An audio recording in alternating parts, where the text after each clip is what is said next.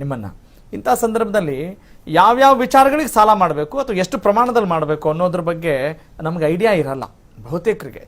ನಾವೇನೋ ಅಂದ್ಕೊಂಡಿರ್ತೀವಿ, ಅದು ಲಾಸ್ ಆದಾಗ ಬಯೋರು ಇರ್ತಾರೆ, ನಾ ಮುಂಚೆನೇ ಹೇಳ್ದೆ ಹಿಂಗೆ ಮಾಡಿದ್ಯಾ ಅಂತ. ಆದರೆ ಅದಕ್ಕೊಂದು ಯಾವುದೇ ರೀತಿಯಾದಂಥ ಏನೋ ಸಿಲೆಬಸ್ ಇರಲ್ಲ.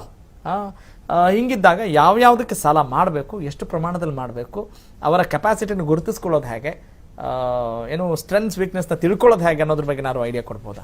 ತುಂಬಾ ಒಳ್ಳೆ ಪ್ರಶ್ನೆ ಕೇಳಿದಿರ ರಾಘವರೇ. ನಾರಾಯಣ್ ಮೂರ್ತಿ ಇನ್ಫೋಸಿಸ್ ಕಂಪನಿಯ ಸ್ಥಾಪಕರು ಒಂದ್ ಕಡೆ ಹೇಳ್ತಾರೆ, ಯಾವತ್ತೂ ಕೂಡ ಜೀವನದಲ್ಲಿ ಸಾಲ ಮಾಡಬೇಡಿ ಅಂತಾರೆ. No debt. ಕರೆಕ್ಟ್. ಅಂದ್ರೆ ಸಾಲ ಮಾಡಿ ಹೂಡಿಕೆ ಮಾಡೋ ಅಷ್ಟು ಮೂರ್ಖತನ ಇನ್ಯಾವುದೂ ಇಲ್ಲ ಅಂತ ನಾನು ಹೇಳ್ತಾ ಇಲ್ಲ, ನಾರಾಯಣ ಮೂರ್ತಿನೂ ಹೇಳ್ತಾರೆ, ರುದ್ರಮೂರ್ತಿನೂ ಹೇಳ್ತೀನಿ. ಆಯ್ತಾ? ಎರಡನೇದಾಗಿ ಯಾವಾಗ ನೀವು ಸಾಲ ಮಾಡಬೇಕು ಅಂದ್ರೆ, ಈಗ ಫಾರ್ ಎಕ್ಸಾಂಪಲ್ ನಾನು ಬ್ಯಾಂಕ್ ಅಲ್ಲಿ ಸಾಲ ಮಾಡಿದಾಗ ನನಗೊಂದು 10%ಗೆ ಬರುತ್ತೆ ಸಾಲಕ್ಕೆ, ನಾನು ಕಟ್ತೀನಿ. ಅದನ್ನ ನಾನು ಬಿಸ್ನೆಸ್ ಹಾಕಿದ್ರೆ ನನಗೊಂದು 30-40% ರಿಟರ್ನ್ ಬರುತ್ತೆ. ಅಂದ್ರೆ 10% ನಾನು ರಿಟರ್ನ್ ಪೇ ಮಾಡ್ತಿದ್ದೀನಿ ಬ್ಯಾಂಕ್ಗೆ, ನನಗೊಂದು 30-40% ರಿಟರ್ನ್ ಬರುತ್ತೆ ಅಂದ್ರೆ ಓಕೆ. ನೀವು 10%ಗೆ ಸಾಲ ತಗೊಂಡ್ಬಿಟ್ಟು ವರ್ಷಕ್ಕೆ ನಾನು ಮಾತಾಡ್ತಾ ಇರೋದು, ನೀವು ಅದನ್ನ ಏನಾನ ಎಲ್ಲೋ ಹೂಡಿಕೆ ಮಾಡಿ ನಿಮ್ಗೆ ಆ ರಿಟರ್ನ್ ಬರ್ಲಿಲ್ಲ ಅಂದ್ರೆ ಸಾಲ ತಗೊಳೋದೇ ಖಂಡಿತವಾಗ್ಲೂ ತಪ್ಪು. ಬಿಸ್ನೆಸ್ ಮೇಲೆ ನೀವು ಹೂಡಿಕೆ ಮಾಡ್ತಿದ್ದೀರಾ, ನಿಮ್ಮ ಮೇಲೆ ನೀವು ಹೂಡಿಕೆ ಮಾಡ್ತಿದ್ದೀರಾ, ಬಿಸ್ನೆಸ್ ಇಂದ ಅಷ್ಟು ಆದಾಯ ಬರುತ್ತೆ ಅಂತ ನಿಮಗೆ ಗೊತ್ತು ಅಂತ ಮಾಡಬೇಕು. ಹಾಗೂ ಸಾಲ ಎಷ್ಟು ತಗೋಬೇಕು ಅಂತಾನು ನೀವು ಕೇಳಿದ್ರೆ, ಮ್ಯಾಕ್ಸಿಮಮ್ ನನ್ನ ಪ್ರಕಾರ ನಿಮ್ಮ ನೆಟ್ ವರ್ತ್, ನಿಮ್ಮ ಕೆಪಾಸಿಟಿ ಏನಿದೆ ಅದರ ಮೇಲೆ ನೀವು ಸಾಲ ಎಷ್ಟು ತೆಗೆದುಕೊಳ್ಳಬೇಕು. ನನ್ನನ್ನು ನೀವು ಕೇಳ್ತು ಅಂದ್ರೆ 20% ಇಸ್ ಮ್ಯಾಕ್ಸಿಮಮ್ ಅಂತೀನಿ.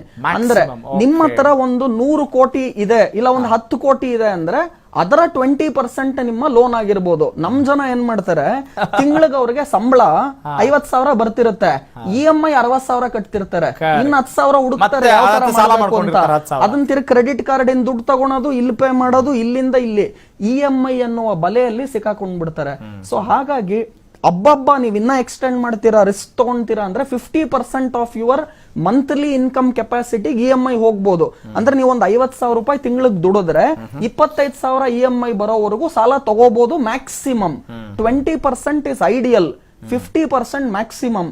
ನಾರಾಯಣ ಮೂರ್ತಿ ಅಥವಾ ರುದ್ರಮೂರ್ತಿ ಅಂತ ಕೇಳಿದ್ರೆ ಸಾಲನೇ ಮಾಡಬೇಡಿ ಅಂತ ಹೇಳ್ತೀನಿ. ವಾವ್, ಒಟ್ನಲ್ಲಿ ನಮ್ಮ ವೀಕ್ಷಕರಿಗೆ ನಾರಾಯಣ ಮೂರ್ತಿ, ರುದ್ರಮೂರ್ತಿ ಅವರೇ ಸ್ಫೂರ್ತಿ ಈಗ ಸದ್ಯಕ್ಕೆ. ಯಾಕಂತ ಹೇಳಿದ್ರೆ ನಾವು ಕೇಳಿಸ್ಕೊಳ್ಬೇಕು ಪೂರ್ತಿ, ಆವಾಗ ಮಾತ್ರ ನಮ್ಗೆ ಅರ್ಥ ಆಗುತ್ತೆ.